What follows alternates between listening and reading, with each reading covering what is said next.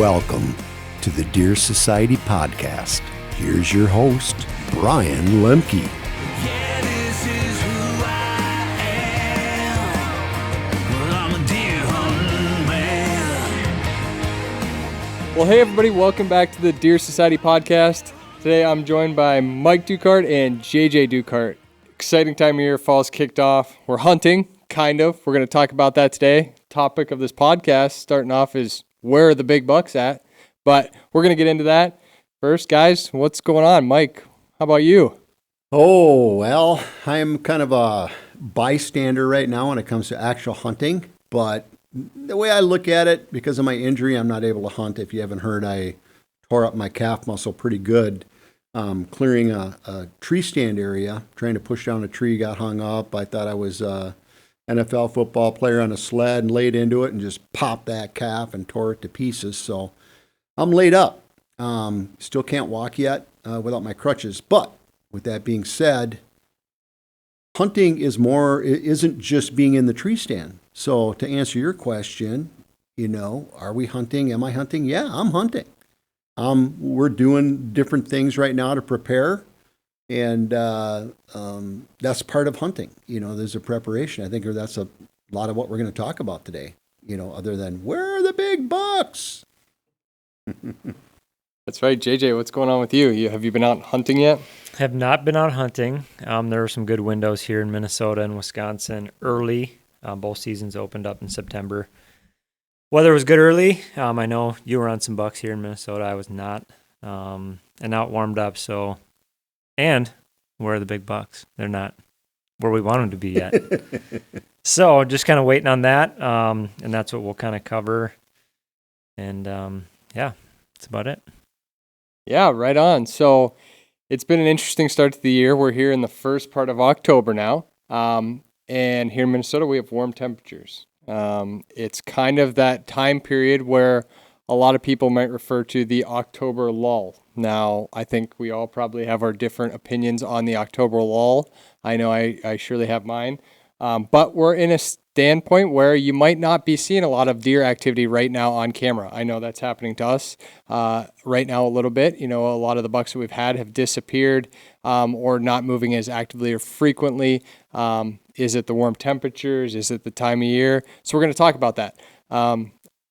JJ, go ahead. Kick it off. What do you think? Well, you were saying, just October lull. And then I thought back, the last 3 bucks I've shot in Minnesota are in October. October 2nd, October 4th, and October 14th, I believe.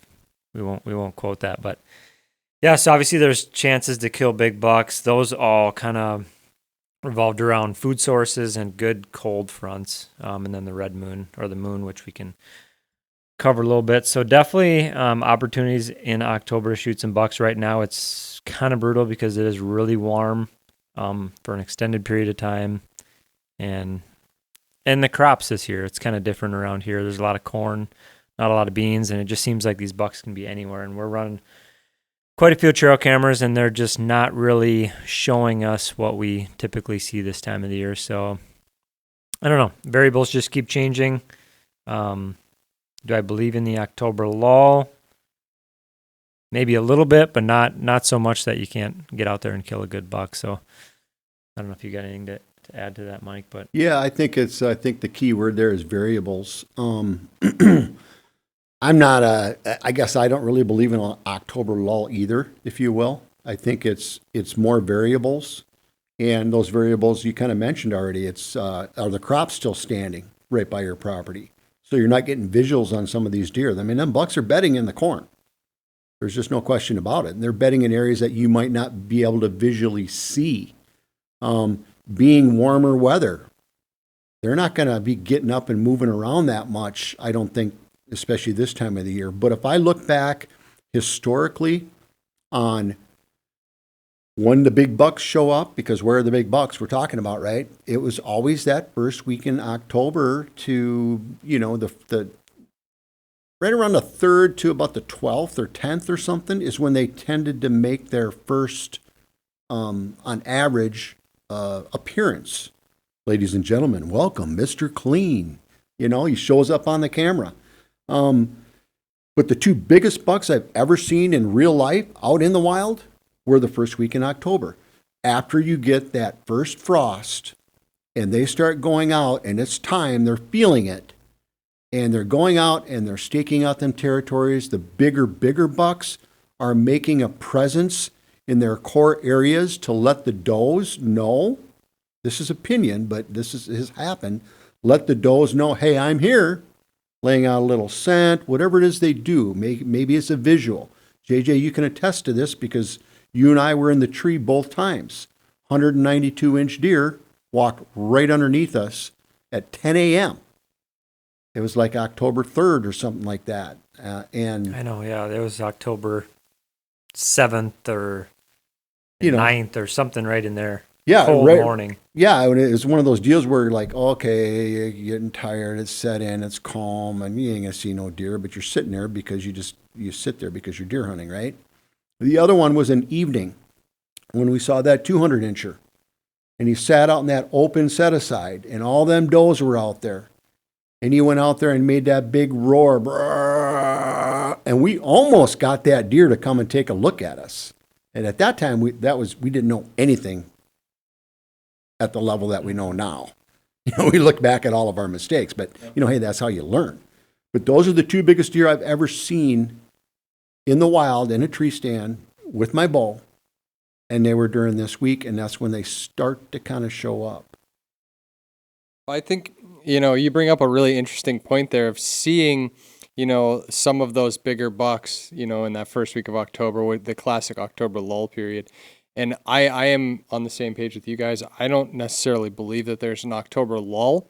I think what happens is that it can be kind of a feast or famine situation too. I think the October lull, and this is just opinion, but was coined because there's a lot of guys that probably had deer on their summer patterns on their trail camera. They were pretty regular all throughout the summer. Well, now we're getting to this point where they've shed their velvet, bachelor groups are splitting up, those deer are moving, so they're disappearing from their trail cameras, and guys are going, well, where'd they go? They must not be moving. It's the October lull. But then you have guys on the other end of the spectrum, like you just mentioned, and you have these big bucks showing up for the first time during this week. So are they moving? Is there a lull period? Yeah, they're moving. They're just moving other places. And that's all dictated by a lot of different variables, whether it's food sources, whether it's core areas. Deer are still moving right now. Sure, I think there's a lot of nocturnal movement, especially right now because it's warmer. But deer are just moving areas. And I think guys on the negative end of the October lull, or the side of where their deer are moving, are saying, well, October lull, deer aren't moving. Well, I find that hard to believe, but I think that also, we're in the time of year too where acorns are hitting the ground. So I think right now there's a lot of deer that, if you had your cameras by crop fields, things like that, are transitioning off of those. Beans have obviously turned. Beans around here are getting harvested now. There's a lot of corn by us, and I think a lot of those deer are in the woods right now. Acorns are heavy hitting the ground. I think that's probably where a lot of bucks are, in my opinion. Yeah, so you kind of talked about two different types of property. One was that open early season. We kind of covered that in a few of our last podcasts, kind of that early season. If you got the bucks now, get after them because they're going to disappear. Yeah, so now they're starting to, lose the cover. Leaves are falling off trees. The soybeans are being picked, even some corn's being chopped. So those properties that were prime, and now they're drying out. Maybe they don't have any water. Obviously, probably no acorns. Now those bucks are shifting into more timber environments or like scrubby type stuff where they have the acorns or maybe some apple trees and just some, low-lying food they can nibble on and water. And so they're just kind of shifting. So I guess, it kind of depends on, which property you have. Yeah, and then you and we hunt both of them. And we have both, but we've never had I'm going to break it down to the two different properties that JJ brought up to me, and I never looked at it this way before, but there's the inside out property and the outside in property. You know what I mean? So if a deer's core is inside your property and they move out, or if a deer's core is outside your property and they move in, you know what I mean? So you got to keep that in mind too. So and everything we're saying now is variables. Variable. What's the variable? And right here, right now, warm weather. more nocturnal. Exactly. Some food changes. Yep. Going from green beans to acorns. You're going to start seeing apples dropping like crazy. So they'll be hitting some fruit trees. We should probably get a couple cameras on some fruit trees. I saw some does standing up on their back legs grabbing crab apples the other day on a camera at the crab tree. And so variables. Also, let's take a look at something different too. We just purchased a new vehicle, piece of equipment, electric, lithium. And that thing is silent, man. That thing is quiet. And why did we do that? And why was there such an urgency? Because this is the time of the year when you got to start treating your property different. We're going to get into that a little bit later. But back to variable. What did you do on your land during the summer? What did you do on your land during the spring? We got aggressive. We made some major changes on land that we owned. Okay. And so we were really not allowing deer to settle in there, especially big bucks. They don't like that. The other thing is how do we have some of the pre-prepared property set up? We got it set up for a lot of doe habitat, a lot of fawn, being born and food. And the bucks are in bachelor groups. They do not like that. We talked about that before. So once again, a variable. So there's just so many variables. You just keep going on about the variables, I guess. Yeah, absolutely. I think, I want to talk about some of these situations where, JJ, you've been able to capitalize on deer this time of year and kind of what that looked like. But before that, I will just say, it's interesting now and just kind of what I'm seeing firsthand right now. So, we obviously all collectively have a lot of reveals out in the woods right now. So we're getting that regular, everyday, by the minute intel. And that intel is just not showing us, regular, really good big buck activity during daylight hours right now. So I think that's one side of it. On the other side of it, I have hunted, the last few days here in Wisconsin and seen between 30 and 40 deer each sit. Now these are evening sits. And have seen a whole lot of deer in this one secluded valley. It's a valley where these deer are getting no pressure. They obviously feel comfortable moving here, and they have a lot of different food options. So, it's hard to generalize what deer are doing in all parts and all different farms right now. We can speak on what we're experiencing, but I think, one of the key things during this time of year is watching your trail cameras, going out, getting the intel on your farm, because deer could be doing something completely different than what we're talking about too. So, the cameras, I think, are a really huge tool for us right now. Mike, you mentioned you're still hunting right now. You're just not actively in the tree hunting. I know that you're sitting there and you're watching your reveal cameras, and yeah, that's like hunting. You're putting that strategy together. It all goes kind of hand in hand, even though you're not out there in the tree. You're still actively participating in the hunt. Right. Yeah. Going out for the harvest, that's part of the hunt. Yeah. But the actual hunt is everything that you do to try and achieve that goal. And right now, we're the big bucks. So it started out where we had a lot of activity on the farm this year. But we have other properties that we don't manage so much. And so we didn't really spend much time out there. And so it was kind of a nominal activity. But the one property I'm thinking of, and JJ knows which one it is, it's just a lot of human traffic that's there all the time, all summer, all spring. They mow trails, they do this, they take their dogs for walks. It's constant. And so the deer get used to it. They don't go in and invade their core territories. But as soon as they walk by, within 20 minutes, the deer start moving through that thing. So those deer are a little higher age class, are starting to show up on some of them cameras.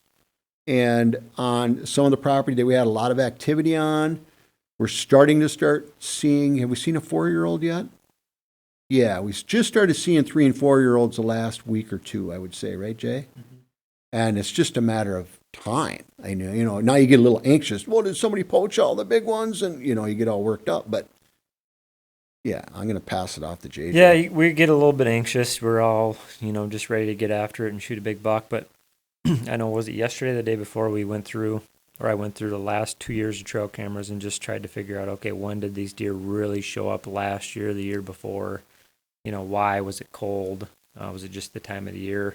It's all typically nocturnal when they show up, but you just go buck by buck, and it was, oh, this one showed up October 8th. Oh, this one wasn't until October 25th. Oh, he came back the 30th. So it relieves a little anxiety knowing that we're not quite to that point yet where we should be seeing all the big bucks on specific properties. So just knowing that they're going to come, using that intel from the past couple of years, watching our reveal cell cams. We're running 10 different cell cameras, 10 different reveals, and we got probably 30 just non-cell cams out there too. So just we collecting literally a lot of data and just analyzing that, looking back, and just trying to be patient, just trying to pick a window to really get in there. look at our variable. Okay, so there's a little bit later this year, but here's the variables for us. One is we were still out there very active, doing water tanks and filling them, Redoing food plots. Yeah, we got hit by army army worms. Did you talk about that? I've never seen nothing like that before. We're talking plush, green, rye, just fantastic. Within a week, it was bare black dirt. I never even heard of anything like that before. So we had to go back out and replant them. We were still getting some of the core trails done. Now, we haven't even done all our core trails on our property yet, and we got one core piece done. We took Hanging out stands. a bunch of fence. This is only, 3 weeks ago? 3 weeks ago when I got injured, we were hanging a stand. So we've had a lot of activity on the property. Now it's time to let that baby soak. Pull out, you get out, electric vehicle only, minimal, intrusion. And of course, there's certain parts of the property that we don't intrude on ever. Even when we're doing our activities, big major activities, we do not go in there ever. Well, pretty much ever.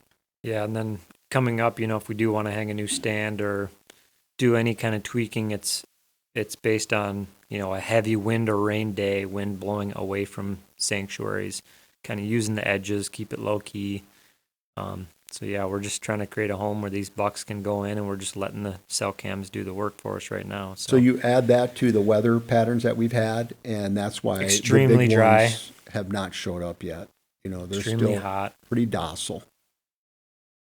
So, Mike, you touched on two things there that I think are actually really interesting, and I want to talk about before we kind of move on here.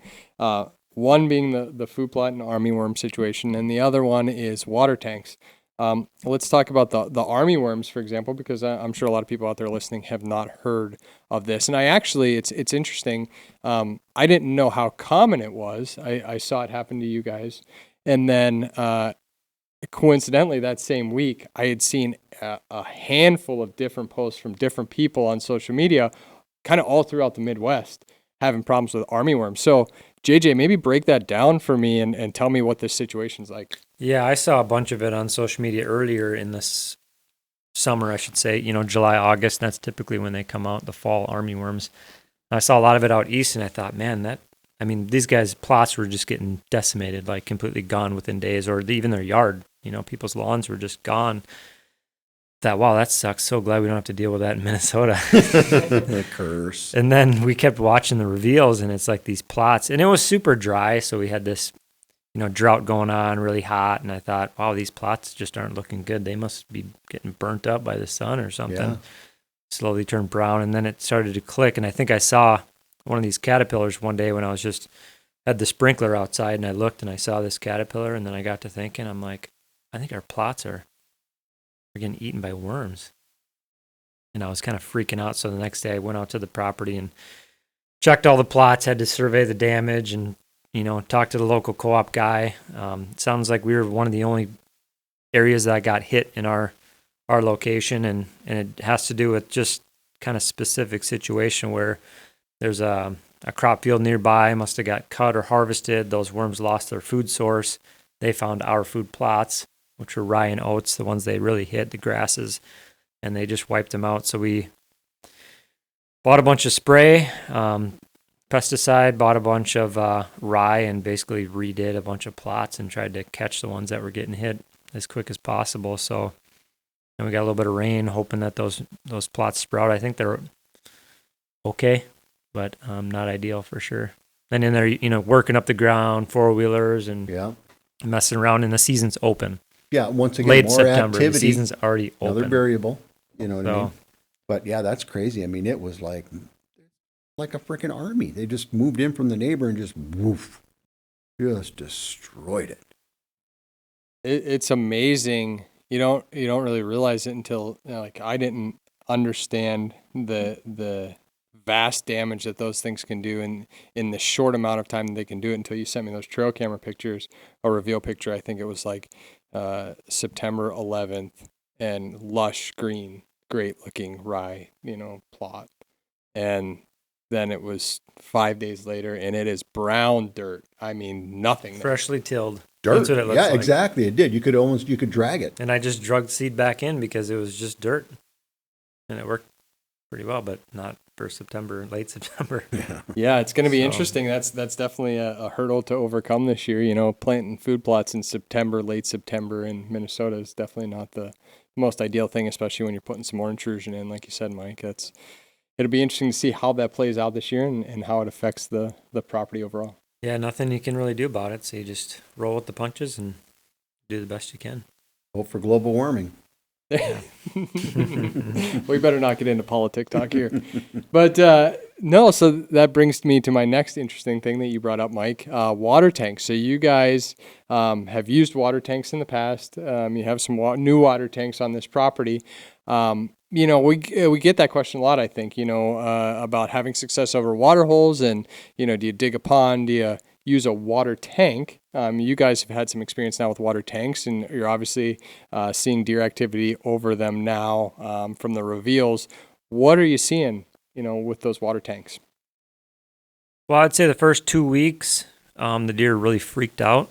I watched a bunch of videos on the camera and pulled some cards after that. And, they really didn't know how to react to it. I think they would smell it, the plastic and what's this thing that was never here before for the past couple years. And, there's a camera on it and some of the exposed dirt. Yeah, human scent, tractor scent. It took a while for them to get used to, but once it kind of settled down, maybe some rains and they got used to it, and maybe some younger deer were using it and got some deer scent around it, then they really started using them really well. We haven't had any extremely mature bucks use them yet, so we'll see how that shakes out this fall. But so far, they love it. If you can kind of tuck it into an area where they feel secluded, it's not just out in the middle of nowhere.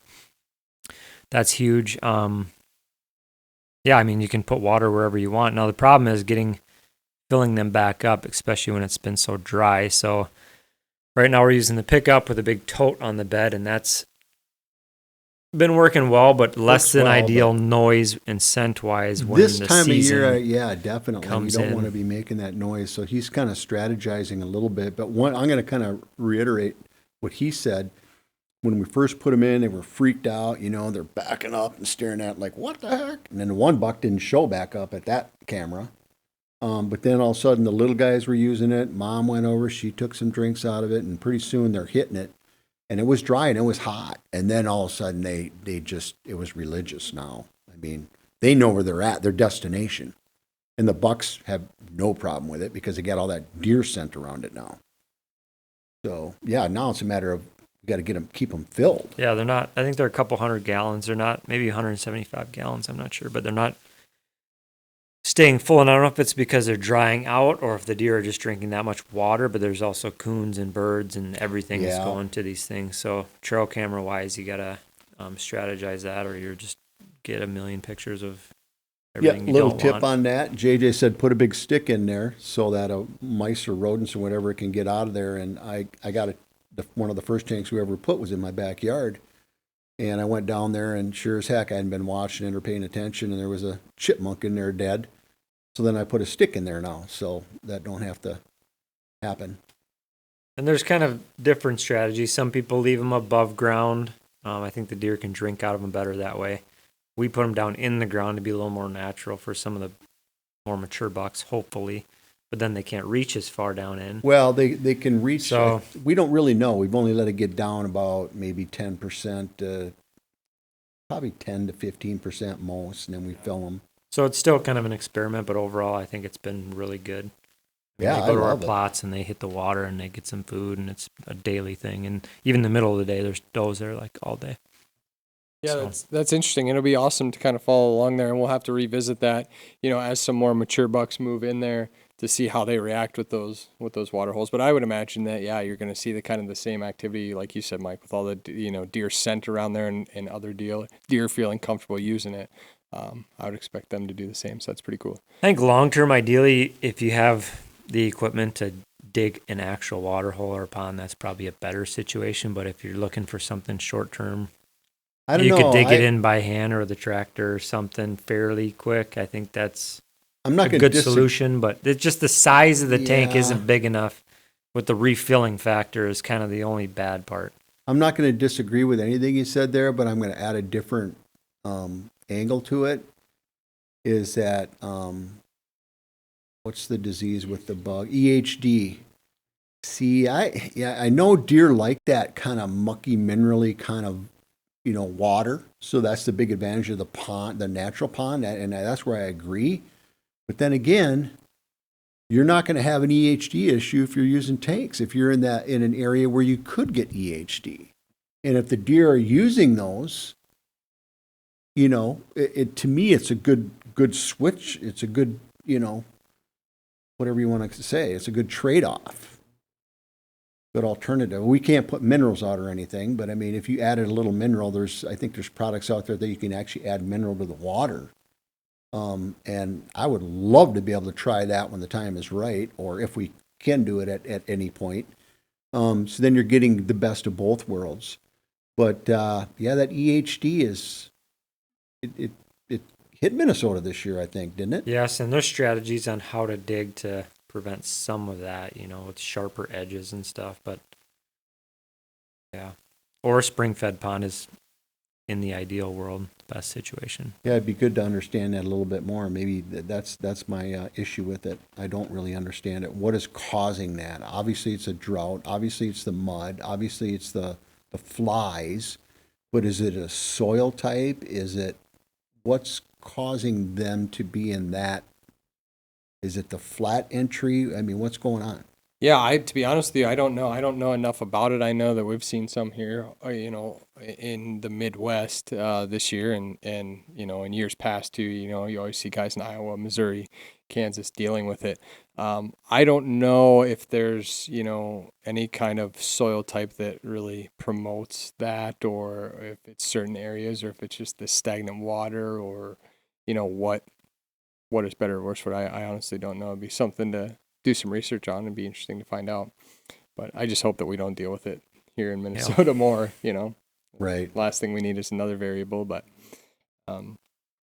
so that is super interesting. That being said, we're in that stage where, not getting a lot of pictures of big deer right now, beginning of October, being warm. I'm sure a lot of other people are out in the same boat. What are you doing? Are you hunting? Are you not hunting? What's your mentality? What's your strategy right now? I'm waiting on first a big buck to be there. And then just, the weather. I like just those cold fronts.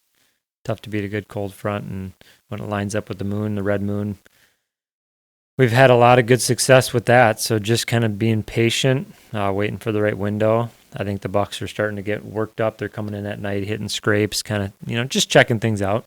Seeing, where the doe group's at, where the scrapes, are there any other bucks here? Checking out scent, just trying to see who's dominant. Am I the big buck this year? They don't know who died or got shot last year. So, so we're just waiting for those windows because the bucks, some of these younger bucks, middle-aged bucks, they're starting to show up at night. New bucks, they're hitting scrapes, kind of getting, worked up, seeing other bucks sparring a little bit.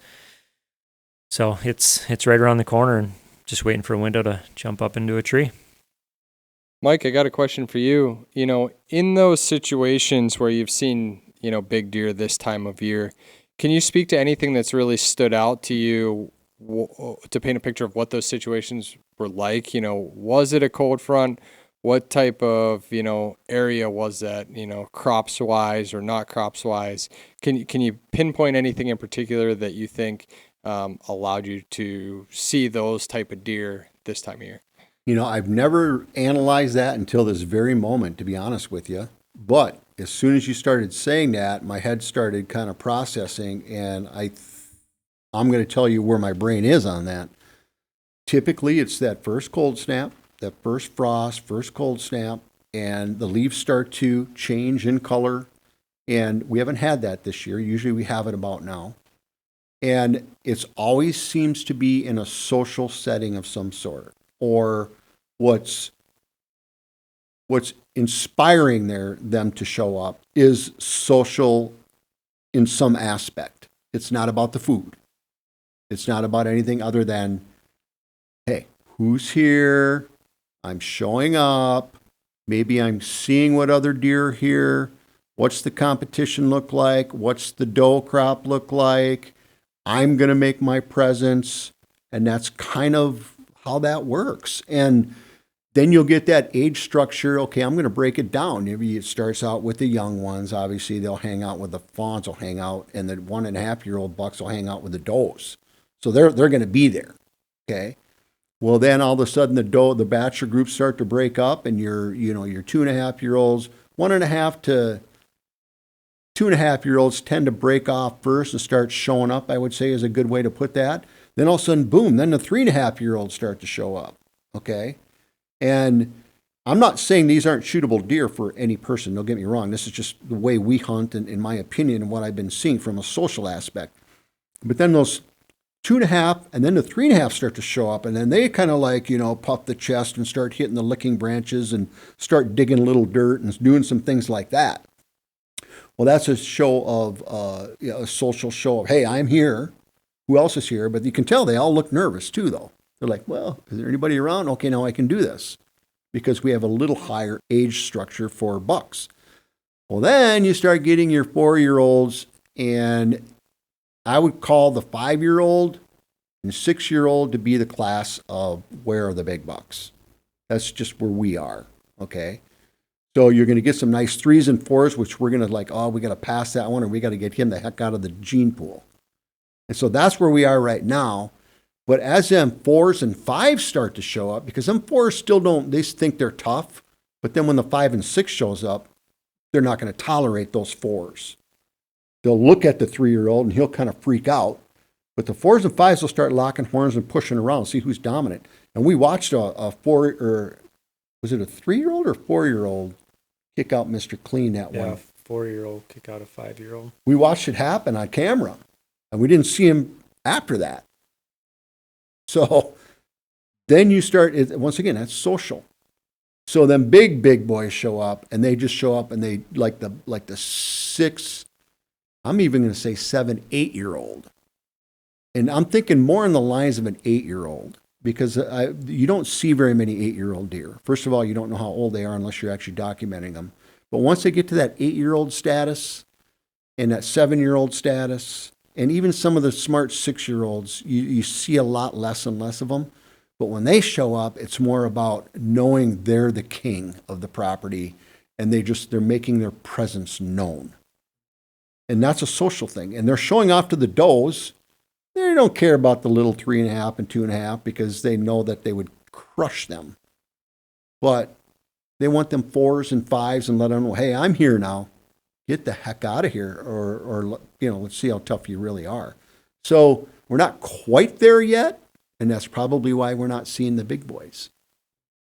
I think that's interesting. When I think about this time of year, I think about it as the time of year too, where, you could see a big buck.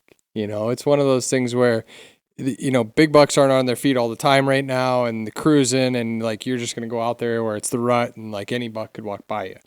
But I do think, as much as we're not saying don't hunt right now.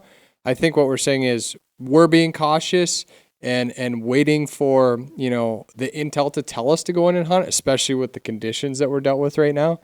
But if you're off work and you're gonna go and hunt, obviously it's a great time to go and sit in an area, a social area where there's a lot of deer coming out, because I do think this time of year, eventually a big buck is going to move in and show himself and say, cruise through. Hey, I'm here. So you do have a chance of an unknown deer to you, big bucks showing up in that capacity. So this is the time of year when that happens. I would say, and I think these guys could agree, when you're going into these social areas, make sure, especially this time of year, that you're being cautious and your scent control is on point. If you're going into areas with a high amount of deer, you have to, a lot of times, especially now, you're going to have to beat the nose and the eyes of a lot of different deer before that big buck is going to step out into that social area too. So, a time where if you're going to hunt, maybe focus on those social areas where there's a lot of other deer, but, use phase, be on your game, and make sure that you're being as least intrusive as you can. I got one for you here. Okay, so, and you're leading up to it all, but I'm going to ask this direct question, and I'm going to go to JJ. Why will you not hunt right now where one of our big target bucks could or will show up? Why will you not hunt right now? Because when they show up, they're here to stay. So don't mess it up on a guess until you have really good information, and then they're going to be there in daylight and not just, bump them getting in or getting out of your stand, or they're, nocturnal and you're laying scent on the ground and they're catching you at night. So yeah, just, you got to put I think Adam Hayes always said it, you got to stack the deck in your favor. Well, right now it's not stacked in our favor. So I don't know if that was what you wanted me to say. Well, it is. You're going there, but you're not going to the exact pinpoint answer that I was looking for. And, it's kind of a whatever, it's just me playing little games. But you said it in a way that, maybe we didn't. But what happens if you do go in there and you do screw it up on the big buck? That's kind of what I was looking for, because you were referring to it. You just didn't say it directly. What will happen if all of a sudden you get busted by the big buck? Yeah, It's not good. Yeah, what's going to happen? You're going to have to wait again for quite a ways until he comes back, maybe later during the rut. And maybe during the rut would probably be the next window that you could see him, because he's not going to tolerate it.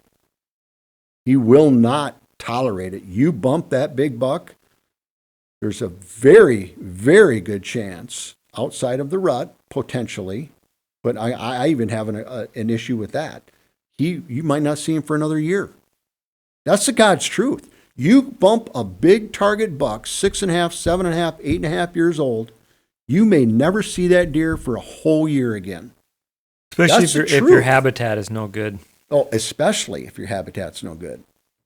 Now, the other point that I was going to make, I kind of lost a little bit track of that, but the once you bump that big buck, you're pretty much whole. So why would you want to go in and take the chance, stacking that into your favor? You know what I mean? If you don't stack it into your favor, why would you want to take the chance to go in there and bump him and not see him the rest of the year if that's your target deer? Unless you got, past history, how he maybe, when he moved in, the week of the year he typically moved in, you got a nice cold front, you got a bulletproof stand, good access, good wind to cover your noise in and out. You think you can sneak out if he doesn't show up, and then you kind of a high percentage chance, you can throw a couple of those out there. But yeah, if it's like what it is today, 70 degrees, warm, calm, it was foggy, like moisture on the ground, not a good day. I was just thinking back while you were talking earlier. So it's October 5th here while we're recording this. Someone posted on Facebook, it was their anniversary yesterday. I was in that wedding. So that was an October 4th wedding. And I remember on that wedding day, it was a snowstorm. It was like 30 or 40 degrees, and we were golfing, and it was just crazy. And it's, you think about that October versus this October, or when I shot a buck in 2017 or 18, and it was October 14th, and I shot him with snow on the ground, the king buck. So, you got these just different, it feels like a different season. It feels like September right now. It just feels like September. Yeah, and then my old brain came back to me, and I remembered the one point I missed out on. But you see that big buck, you bump him, he's done. It's over. But you can't necessarily have to wait, like JJ said, to see a deer or know that that deer's there before you go hunt it. So you hunt those windows.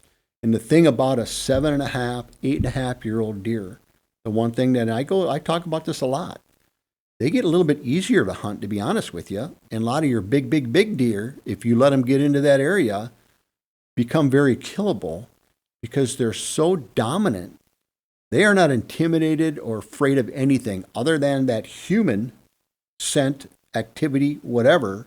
That's going to push them off.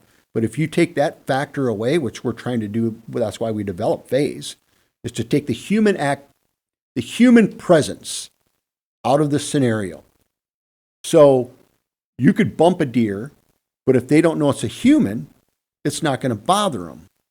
And so phase was designed to take the human identification away from a deer. Now you still use it along with your regular scent control regimen. It doesn't get rid of all scent. That's not what it is. But it takes that human element out. And so if you do that, and these big bucks, what you'll find out is they aren't afraid. They'll go out there and they'll expose themselves to the harem, because what people don't understand is that age structure of deer, the does are looking for him. He's not out looking for does. The way you kill that deer is if he's on a doe, breeding her actively, and she draws him past you. That's how you kill that deer. That deer's not out running around looking for does. They're coming to him. And that's why that lull that we talk about, lockdown, whatever you want to say, when they lock down on those deer, on those does, if they don't get up and move, you're never going to see them. But he don't have to go out looking for does. Now, post-rut, that's a different discussion. Well, a perfect example of that is during the deer that I shot last year. Now, I'm not saying he was 7 or 8, but he was 6.5. That deer for the last 3 years, there was 1 week during the season we saw him, and it was during the lockdown phase. When he got with a doe, he pushed her into this little tiny pocket. The last 3 years, he did it exactly, and that's where he stayed. And that's the only time we saw him, because that was the piece that we had access to. Now, that last year, I was able to take advantage of that. Didn't hardly see him before that. He wasn't out chasing does. He wasn't on his feet during daylight. Like, this deer was a ghost until he came in there, locked down with a doe, and right in that core area. So that's something you look for, and look for it historically too, because when a doe finds that buck, or a buck finds that doe, historically those big bucks, they know where they want to take that doe and lock down with her. And historically it's the same year in and year out. And add the female angle to that. Those mature, smart does, which are usually the first ones that get bred well, they know where that star is. They know where that star hunk of a buck is, boy. They go to him. They can smell him. They identify exactly who he is by his smell. They hate getting dogged by the little guys. They won't, succumb to that. They go looking for the star genetics. So they probably come to him, and he takes them into the apartment, and that's the way it works. So now we've kind of covered what's going on right now. What's to come?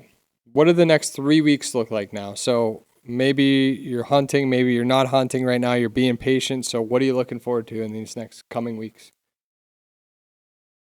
Well, with what we have going on, the warm weather, you got to work on the to-do list. You got to get the other chores out of the way, spend some time with the family, because when the cold front hits and the end of October comes in, it's game time for me. That's my personal opinion. So kind of laying back, watching cameras, shooting the bow, getting, gear still cleaning up, cameras, just kind of in a semi-prep mode, just preparing for that time when we're going to hit it hard. I know I always have a favorite window when I go to Wisconsin, and that's that October 24th, 25th, 26th. That's really when it kicks in over there, and that's when I'm going to hunt for a week straight and probably have an awesome chance at a good buck. So that's that window where they really start kicking in. Calling gets really effective, rattling that time of the year. And that's when they start to daylight, or have over there historically. And I think that's because that's when the first doe comes into estrus, like you're saying. So certain spots, bucks know that does are coming in, and they're getting ready to make a move on those hot does. And then in Minnesota, keeping an eye on certain properties that we don't manage for any giants that slide in, and we're just going to act on that real quick and see if we can get the job done. Otherwise, on a property where we manage, it's kind of looking at that past intel and just getting ready for that window. So I'm excited. It's getting close. Getting close. How about you, Mike? What's your mindset right now? My mindset right now, I'm kind of in a downer because of my injury, obviously. I was really excited this year to get out, and I enjoyed doing so many improvements to the property, and I'm just in a really great place in my life right now. It's because I can just do whatever I want whenever I want. You know, it's great. And so, but I'm a window hunter. But I'm actually in a position right now where I know if my target shows up, and I know JJ will, cater to me. If the buck, we all know which one we're talking about. My favorite shape of rack, if you will, nice and tall and big and going into the sky. And if he shows up and that opportunity came or looked like I could get a chance at him, JJ would cater that to me. I know he would because he's done it in the past. And one time I didn't take that invitation. He went out and shot him that day. So that was a beautiful buck too. But anyway, so that's where I'm at. But right now, I'm not in a position physically to do any of that. So I think I will take a layup, and I'll take a layup with a deer that maybe we might want to get off the property. There's kind of a crappy old 7-point that's 4.5. That's going to go bully a bunch of deer. Broke his rack off last year. Is he 3.5 or 4.5? He's 4, yeah. 4.5. If he comes by on one of the when they break exterior their rack stands, in 3 different phases, they're a fighter. they're a fighter. One tine, then one beam, and then the other side. So yeah, he needs to go. So he'll be aggressive. He needs to go. I don't want them genetics out there. And when I say genetics out there, it's not about our property. It's about within that 2, 3, 4 mile radius. And then we have some killer genetic young ones that he's going to push away. He will That's push the bigger away. thing. Yeah, because they'll get shot by anybody because they are beautiful deer. But they're only 3.5. And you look at them like, oh, man, I can't imagine that deer at 6.5, 7.5, 8.5 years old. And if you can get him to 4 to 5.5, you're kind of in a good position because then he gets smart. You know what I mean? Yeah, I might do that just to say we got our first deer off the property. But I'm going to shoot a crossbow. Never shot a crossbow before. Never shot a deer with a crossbow. So yeah, it's layup hunt for me this year. So you're a layup and then a go big if you got a chance. Well, I don't think physically I could make it happen if it showed up anytime soon, unless late season now, like during the winter, and I don't fill my tag and he shows up and I'm able physically to get out and actually be aggressive. And I don't know if I will be able to get up in a tree stand or not, but if I can, then I would definitely go after it. I'd go hardcore then because I'm all pent up. I mean, if you know me, imagine a guy like myself, a Marine entrepreneur that craves stimulation, and all of a sudden you take this guy in the peak of golf season and hunting season coming up, and you put him in a room with crutches, and he can't even do nothing but ring a bell for his wife to go get him something. And I'm being sarcastic, by the way. But anyway, yeah, I'm just so much pent up aggressive energy that I'm just internalizing right now. So, Well, we hope that you heal up quick, and I know that that JJ's been working hard, and the train is in motion, trying to figure out strategy on how to get you in, where to get you in, how to be effective. Obviously you guys went out and purchased an electric vehicle. I think that's a huge move, and blinds are getting set up, and the bat blind is Bat cave. Ready to rock. one that's going to be pretty cool that you guys will hopefully see here. Well, we'll for sure see on Whitetails from Scratch at some point. But pretty exciting stuff. That I would be really, really interested to see if you shoot that 7-pointer or somebody does shoot that 7-pointer, what happens and how that changes the dynamics of a property, because you see that so much and it's a real thing. You get a bully buck like that. And how do you define a bully buck? How do you know what a bully buck is? Well, it's just like you said, you start seeing a deer, they have that look to it. People talk about different rack structures, but like if a deer's coming in and he's broke off and then he's broke off again and he's broke off again, you can pretty much figure that he's a fighter and a bully buck. Another thing is put your trail cameras on video mode. That tells you a lot about a deer. You just sent me trail camera videos this weekend of a deer, and you can tell immediately there's 5 bucks around. You wouldn't be able to tell from a picture, but from that video, you can tell, look, that's a bully buck. And how the dynamics change when you take a bully buck out of a property. I wouldn't be surprised, a bully buck like that can even bully an older deer. You guys saw it a little bit last year. Not saying that 4-year-old that pushed the 5-year-old off was necessarily a bully buck, but if you have a deer like that with an aggression attitude like that, I mean, he'll push off a more mature buck, even a bigger one, because they're not going to put up with that. So it'll be interesting to see if you do shoot that deer, how that changes the dynamics of what's going on there. Yeah, and I got a bully buck. It's kind of interesting because the bully buck in Wisconsin now, he's a 4-year-old. Same thing last year. He broke off, a tine, then a beam, then another beam. At the end of the year, he didn't have a rack, and that's kind of the same thing that happened in Minnesota. But yeah, we just run so many trail cameras on video on the cell cams, and watching those video clips and seeing, a group of bachelor bucks come in, hard-horned, and how they spar and which one, you see all 4 or all 5 kind of work the area, and you see which one's the most dominant. That's pretty cool to see, and at least for me, that's kind of what picks out the target buck for me. Like, I'm not looking necessarily at the biggest rack, but yeah, who's the bully? And I got my eyes on one over there. And I don't know, 4-year-old is not like an overly mature buck, but he's the most mature buck there right now. So I think clearing him out could be one that takes a hit. We'll see. I just, because of the doe population, the way I see it, he could easily get some breeding opportunities in there, and I just don't want that genetic being, and it may not be his gene, that gets passed on to the farm, but then again, it could be. So it's not like we don't have enough deer to shoot. Shoot him. It ain't going to hurt a dang thing to shoot that deer. Yeah, absolutely. What are your goals this year, Brian? I want to hear your goals, what your predictions are, what your dream season looks like, and then I'll give you a dream season scenario for me. So goals for my season. What does a dream season look like for me? That's a good question. I have not sat in the stand yet here in Minnesota. Like I said, I've sat a couple times in Wisconsin.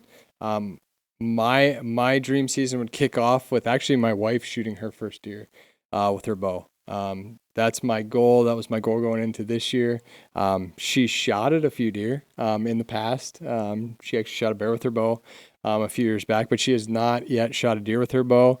And that would be awesome. I think that'd be pretty special for me and for her. She spends a lot of her time taking care of our boys, doesn't get to hunt too much.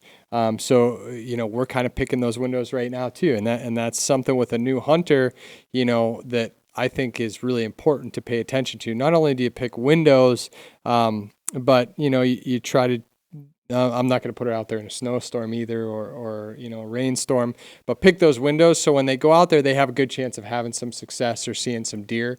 I think that really hooks them. I will say this too, and this isn't just a plug, I really believe this, using the reveals. She has the reveal app on her phone, and I think that's really changed. I think that's a really good thing for new hunters, because she's sat a couple times and she's only seen a few deer, but her excitement level is still through the roof because she's looking at the cameras and she sees there's bucks there. And it's like, we talked about being able to hunt without being in the tree stand. Like her being able to see that intel and knowing that there's bucks around, man, that's awesome for a new hunter. Her excitement level is just continued, where I think, not saying that she'd be burnt out more easily in the past, but I think it just keeps that intel and excitement level up. So, long story short, I'd like to see her shoot a deer. My goals on shooting a deer this year, I want to target the most mature buck possible. We have a few deer that we have pictures of from earlier this year already that I'm super familiar with that, are really, really nice deer.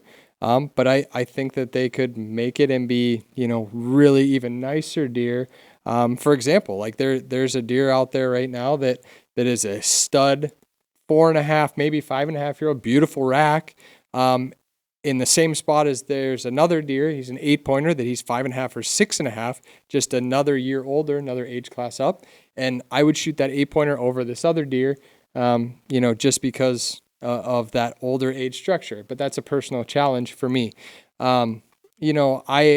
The deer I shot last year was the first whitetail, honestly, that I've shot in 5 years, because I don't know why. I love being out there. I love seeing these deer interact. I don't know. My wife thinks that I just go out there and don't shoot them just so I can keep hunting. But I don't know. I love being out there. I love strategizing. I love, seeing different deer, hunting different areas. I don't know if I have a dream deer that I'm going to shoot this year. There's not one in particular that I've tried to stake claim to yet. I'm just looking forward to the pre-rut, being out there. I've enjoyed being over in Wisconsin, seeing a bunch of deer. So I would love it if my wife shot one here coming up, and then we'll see what happens from there. I'll just enjoy my time out. And you're going to Kansas, right? Yeah, that's another thing. I actually forgot about that. Yeah, coming up here, first week in November, I'm going to be in Kansas. So really looking forward to that. First time that I have a Kansas tag personally in my pocket. I've filmed a lot of deer get shot in Kansas. Looking forward to that. From what I understand, it's more open ground, a lot of like CRP type area, see deer coming from a long ways. Really looking forward to putting the calls into action that time of year. I think some rattling could be really cool. Definitely. A black rack, busting it out, calling deer from a long ways.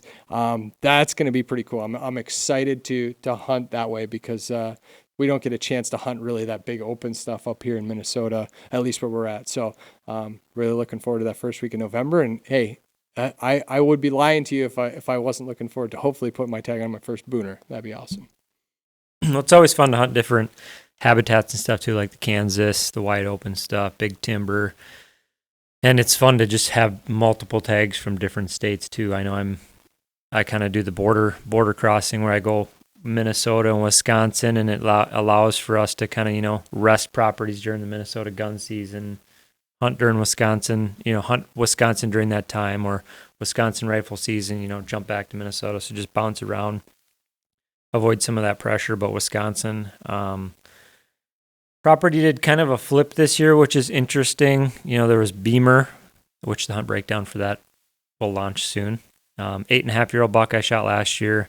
Hunted him for a long time, and it was almost like he just completely overtook that property for years, and there was never any other mature buck. So that was kind of what that property felt like for the last 3 years, of just one buck, just hunting one buck, slow sits, waiting on one buck. Well, he was a bully buck you're just And trying just to get rid of, extremely and he turned into a bully, too much mass to ever break his antlers off. Yeah. And just shredded the place up. I mean, you drive there end of October and you see rubs everywhere, Beamer's back, This year it kind of flipped because now Beamer's gone and there's just a bunch of 3-year-olds, 2-year-olds, 3-year-olds, and a couple 4-year-olds. And I mentioned one bully buck that's 4. So that, at this point, he's probably the one that I'll target. Just looking to film a lot of deer. There's some cool younger ones too. Just have some fun. And then there's a real outside flyer, 6.5-year-old buck that I got a picture last December. So, real outside chance on him. He'd be a giant. So that's kind of my thought there. Nothing real crazy, but should be a lot of fun, a lot of action. Habitat's really starting to get somewhere with some of the hinge cutting and clear cutting and food plots, and you can see that progression. That's nice. Minnesota, a couple properties we don't manage, waiting on a mega buck. Not sure if they're going to show up. May or may not. And on the property we own, got a couple in mind that I don't know if you'd call them mega bucks, but they're old, 6 or 7-year-old buck. And we need to get a buck off that property. 5-year-old buck would be it's kind of awesome too. So kind of time for the family to just let's take a buck off the new property. We haven't really gone after it very aggressively for 3 years? To be the third or fourth year now.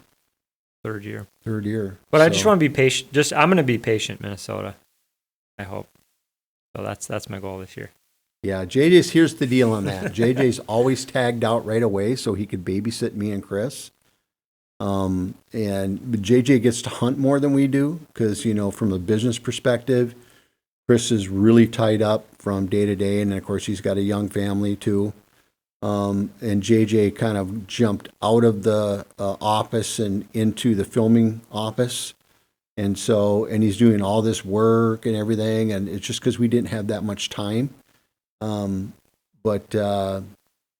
Yeah, I could see him taking out, now that I can't really take out that one deer, I could see somebody, if we get an opportunity, getting on that one buck for sure.